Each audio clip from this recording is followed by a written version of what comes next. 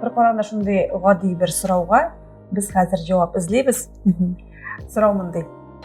Ничек уйлыйсыз? 50дән соң гашыйк булып буламы?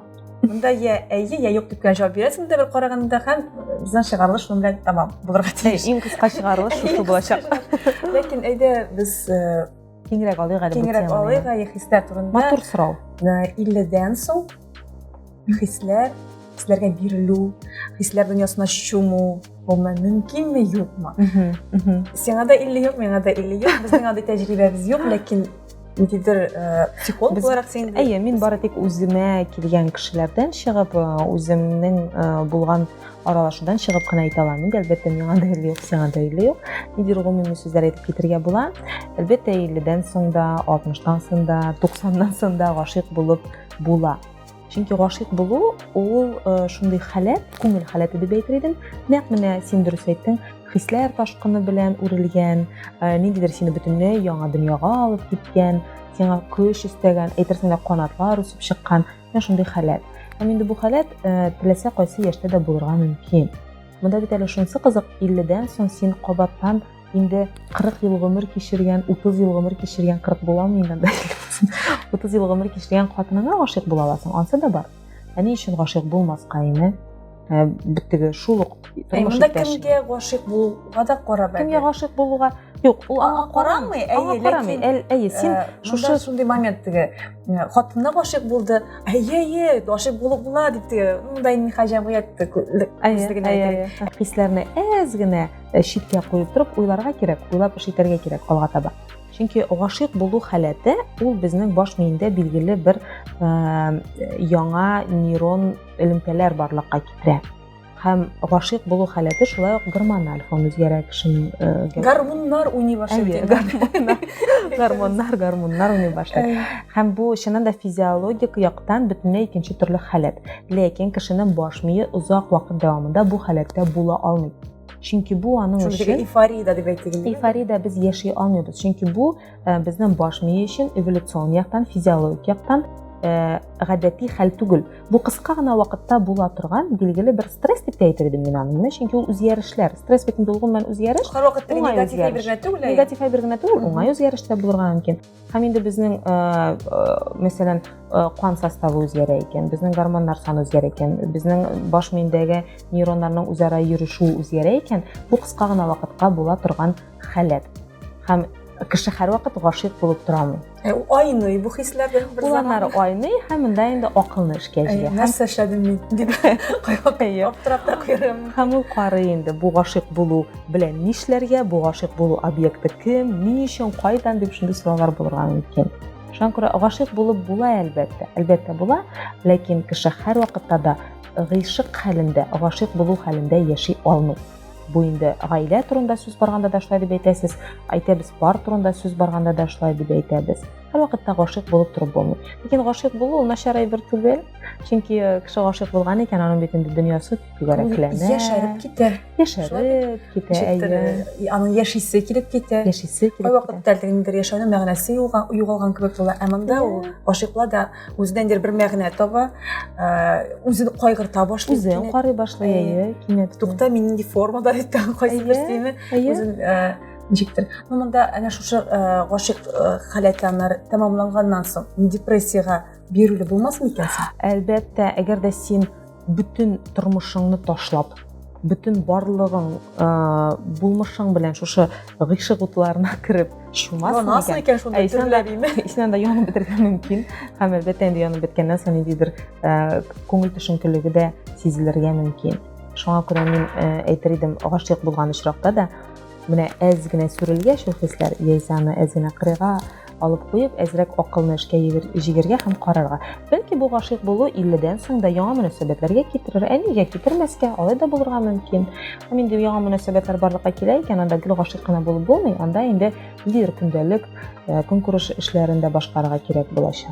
Ә менә җәмгыятьнең бәясенә колак салырга кирәкме? Анда җәмгыятькә түгел, якын тирә булырга мөмкин, балалар булырга мөмкин, оныклар хәтта булырга мөмкин инде ми? Кара эле безнең бабай гашыйк булган. Нишләп йөрисең син инде билмәм. Шуңа күрә бу очракта ни дәрәҗәдә моңа игътибар итәргә кирәк. Менә аларның күп очракта ул булырга мөмкин негатив ниндидер искәре сүзләр, хәтта менә бу сорау чыкканнан соң да Мәсәлән, комментарийларда күпчелеге хупламады гомумән гашыйк булуны. Гәрчә бар иде анда төрлесе, ләкин күпчелек нәрсәгә сиңа 50дән соң нинди гашыйк булу, җүләрмәндә син дигән шикелле күбрәк менә шундый комментарийлар. Булгач менә кеше ничек итеп реакциягә кергә тиеш. Колак салыргамы, булар бит төпле фикер әйтәләр дигән шикеллеме? Әллә инде мин яратам, киттем. Барыбер. Беләсеңме, әлбәттә, җәмгыять фикеренә, якыннарын фикеренә колак салу-салмау ансы һәркемнең шәхси эше, ләкин улы кеше дип әйтәбез инде, һәрвакыт беренче чиратта үзенең эштәге тавышына колак салырга тиеш. Мин үзем ничек хис итәм? Минем өчен моның уңай яклары нинди икән? Искәре яклары нинди икән? Әгәр дә шундый хәл булды икән, ул хисләргә бирелгәннән соң билгеле бер анализ ясарга тиеш дип әйтәм.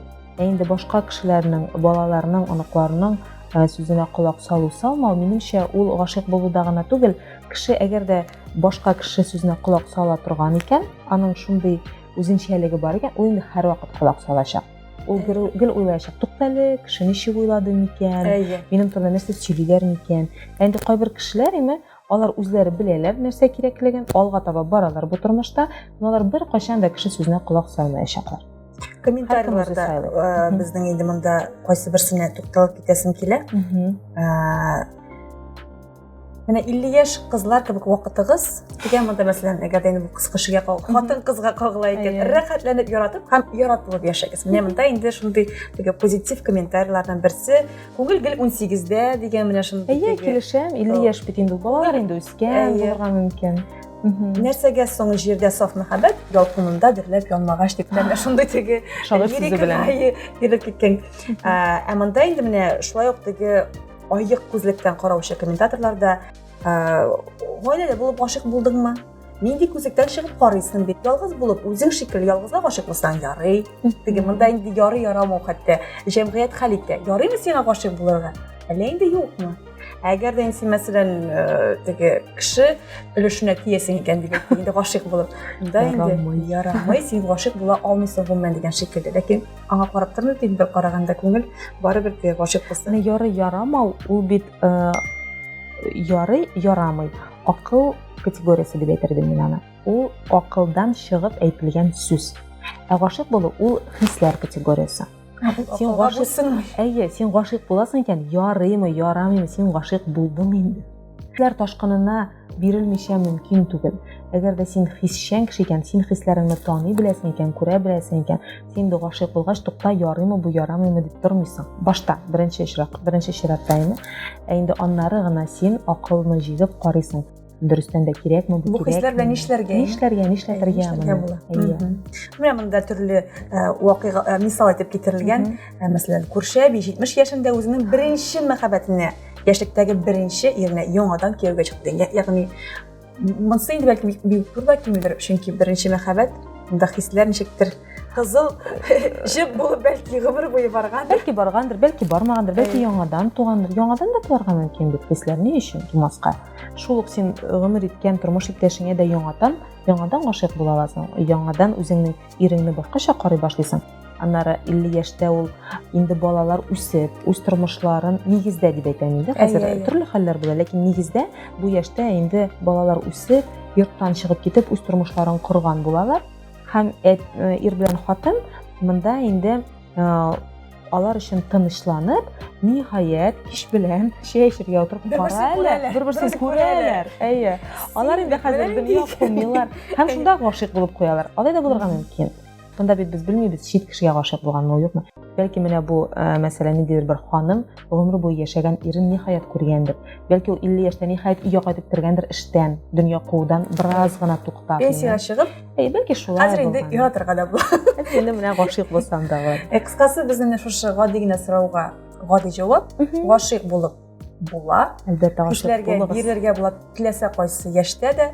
Әмма дә ләкин Һәр яшьтә дә бәлки уйларга кирәктер. Бу Әлбәттә. хисләр мине нәрсәгә китерә барыбер аның Әлбәттә. шушы фикер булырга тиештер. Әйе. Хисләргә бирелергә мөмкин, әлбәттә бу кирәк дип әйтәм мин. Гашыйк булу хисе бик матур хис, ләкин акылны җигәргә онытмагыз. Сез гашыйкмы? Комментарийларга языгыз, укырбыз. Сау булыгыз.